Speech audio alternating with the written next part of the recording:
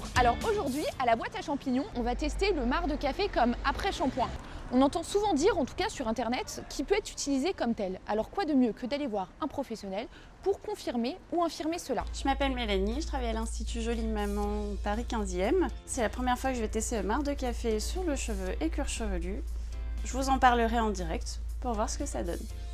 Alors là on va d'abord faire un shampoing, le rincer, faire un deuxième shampoing parce qu'on fait toujours 2 shampoings quand on se lave les cheveux. Le deuxième shampoing on le rince. Je viens essorer le cheveu avec une serviette pour retirer un maximum d'eau. Appliquer la marc de café en mèche à mèche, de la racine à la pointe.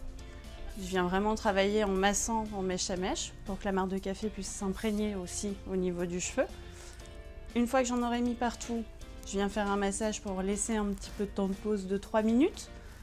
Ensuite, on vient rincer la marc de café. Si jamais il en reste un peu sur le cheveu, on vient passer un petit peu le peigne pour retirer vraiment tout ce qui reste sur le cheveu. Et ensuite, on procède au coiffage. Et c'est vraiment le côté sensation gommage où on a vraiment l'impression de détoxifier le cheveu. Et on sent à travers la brosse la douceur que ça apporte.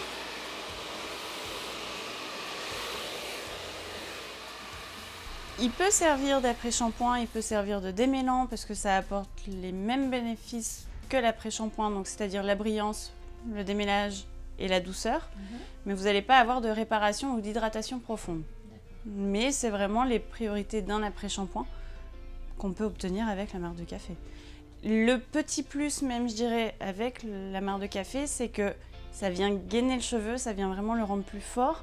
Et quand on le coiffe, quand on fait un brushing, ça vient vraiment nous aider à mémoriser la forme qu'on veut lui donner. Contrairement à un après-shampoing où des fois ça peut les rendre un peu mous et voire même lourds. Donc c'est limite, pour les cheveux fins surtout, ça peut être très bien.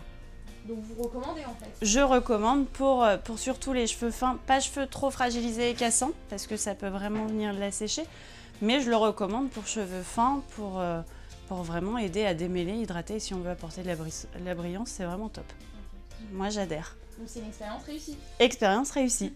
Alors oui, l'expérience est réussie, le marc de café peut être utilisé comme après-shampoing. On a vu qu'il apportait de la brillance aux cheveux, on a vu qu'il apportait une certaine douceur, qu'il avait des propriétés dégraissantes, il était même très bon pour le cuir chevelu, il permet d'enlever des impuretés. Alors juste quelques points de vigilance, c'est vraiment le marc de café en après-shampoing et à utiliser pour des personnes qui ont des cheveux de couleur brune. Évitez par exemple si on est blonde de l'utiliser parce qu'on peut teinter le cheveu. Aussi au lavage, là quand on a utilisé le marc de café, quand on a séché les cheveux, il y avait une odeur de café qui était persistante. Donc si vous n'aimez pas ça, je vous déconseille de l'utiliser. Ne vous inquiétez pas, si vous promenez dans la rue, on ne vous suivra pas à la trace avec votre odeur de café. Et dernière chose, on voulait tester si ça permettait de raviver la couleur naturelle des cheveux. Ça, on ne peut pas le voir en une prise, on ne peut pas le voir en une fois, en une expérience. En revanche, je vous invite à l'essayer chez vous et à faire l'expérience, à tenter l'expérience du marc de café comme après-shampoing chaque semaine et de voir dans la durée si ça fonctionne ou pas. Et on attend vos retours. Merci beaucoup, à bientôt!